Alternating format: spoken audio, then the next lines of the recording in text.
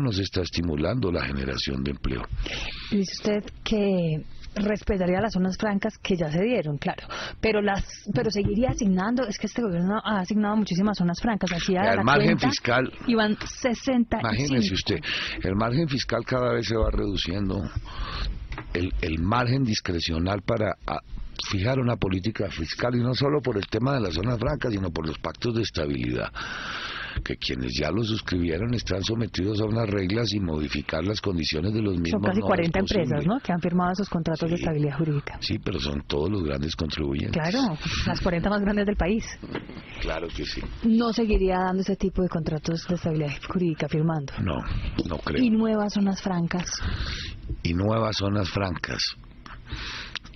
Habría que estudiarlo muy bien. No es que yo sea un enemigo de las zonas francas, no.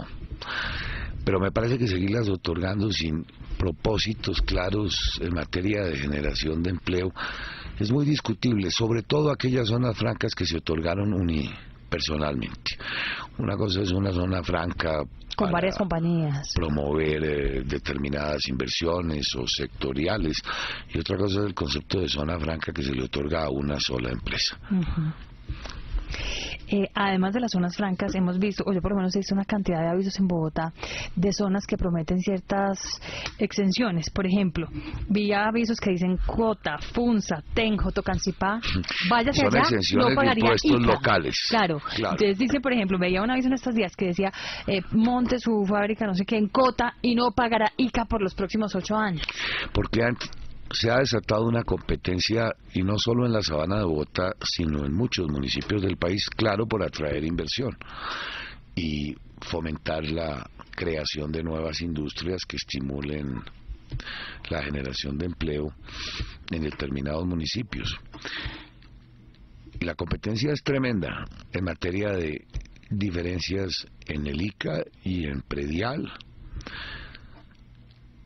A lo que esto ha de llevarnos es advertir que una tarea que no se ha cumplido es también avanzar en un nuevo estatuto de los entes territoriales, departamentos y municipios, que el que hoy existe es realmente muy antiguo, está rezagado, obsoleto, diría yo. La reflexión que hay que hacerse es cómo vamos a redefinir el tema tributario a nivel de entes locales, los temas de predial, los temas de ICA, industria y comercio, el manejo de las regalías directas e indirectas, y a nivel departamental todo el tema de los impuestos a los licores, a los cigarrillos, a los juegos de azar.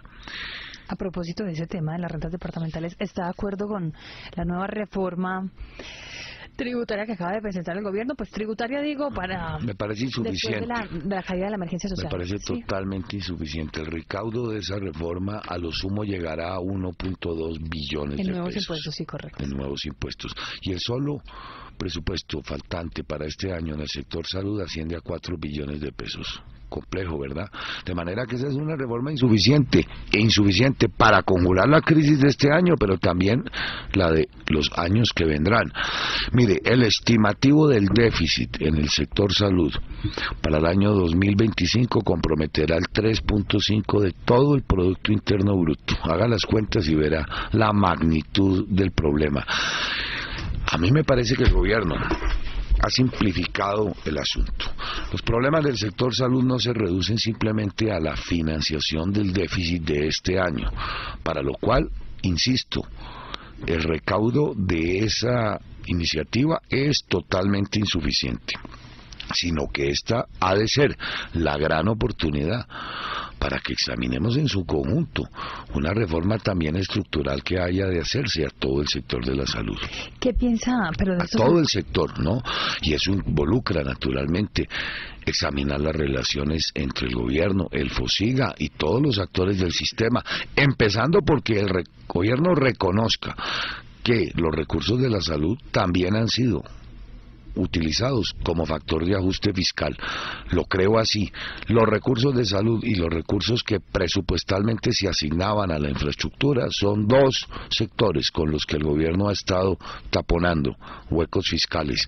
Pero vea... ¿Y usted ha estado cogiendo recursos que han para un lado para tapar huecos en otro? Sí, pero mire, eso es lo que explica que en el FOSIGA haya represadas cuentas por casi 1 billón de pesos y que el fondo simplemente retardara el cumplimiento de sus obligaciones, estableciendo toda suerte de trámites también en el pago de las cuentas. Vea, no podemos decir que la crisis de la salud, que el gobierno mismo reconoció cuando expidió los decretos de emergencia, se va a limitar en este debate a simplemente aumentar unos tributos para pagar parcialmente el déficit. Esta tiene que ser, ayer lo discutíamos en el encuentro de la IPS, es la oportunidad para examinar qué está ocurriendo, pero en todos los sectores que hacen parte del sistema. ¿Cuál va a ser la relación de las EPS con el gobierno?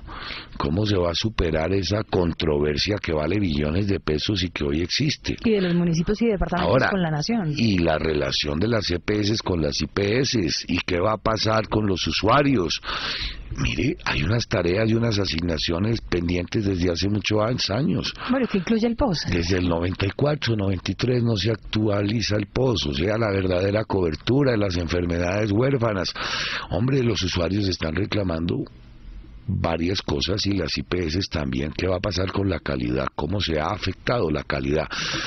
¿Pueden o no los usuarios libremente escoger la entidad aseguradora? Es una pregunta que muchos se hacen. ¿Qué va a pasar con los profesionales de la salud? Que con razón reclaman dignidad en el ejercicio de su profesión, y claro, por dignidad entendemos unos mejores ingresos. Yo los comprendo perfectamente. ¿Qué carrera en Colombia o en el mundo entero es más sacrificada, dura más tiempo, resulta más costosa que la de estudiar medicina? Para salir a ganar los salarios que hoy están devengando es injusto, diría yo. Pero los médicos reclaman mayores ingresos, pero también mejores condiciones en la prestación de sus servicios. Y todos sabemos que les han impuesto restricciones que afectan la calidad, la atención al paciente. Es verdad. Lo expresaron los decretos que se expidieron en enero, claro, restricciones en la remisión a especialistas, en la formulación de las drogas, en el tiempo que disponen para atender a un paciente. Doctor Vargas, pero volviendo a la parte tributaria, que en este momento pues es la que nos incumbe, yo quisiera saber... El principal problema, antes de que termine, el principal problema que tenemos, el más grave, el que parece insoluble, es el que tiene que ver con el financiamiento del sector de la salud. Sin lugar a dudas. Y quisiera saber precisamente por eso mismo si usted está o no de acuerdo con la propuesta del gobierno de bajar. Se supone que necesitamos más plata, le estamos subiendo los impuestos a muchos, pero en el caso de los cigarrillos importados, por ejemplo, se les está bajando. No, porque eso es un mandado que yo cuestiono enormemente. No hay ninguna razón ni justificación para que se haya unificado la tarifa, ninguna. Yo diría que esa fue una decisión muy controvertida, en donde alguien hizo un gran mandado. ¿Quién? Yo, si lo supiera, lo habría denunciado, pero sí hay que preguntarlo, porque ninguna de las justificaciones que ha entregado el gobierno son aceptables. ¿Por qué regalarles 20.000 millones de pesos por la derecha? Pero comparto su opinión, yo lo denuncié, yo mismo, hace ya algunas semanas. El criterio de unificar tarifas es algo absurdo en este país. Pongamos unos ejemplos que ilustran a los oyentes bien. Es como decir que vamos a unificar las tarifas en el predial, que los estratos 6 paguen lo mismo que el estrato 1 en materia de predial, porque qué es razonable unificar la tarifa. Absurdo, ¿verdad? O que vamos a unificar la tarifa vehicular y que un Mercedes-Benz termine pagando lo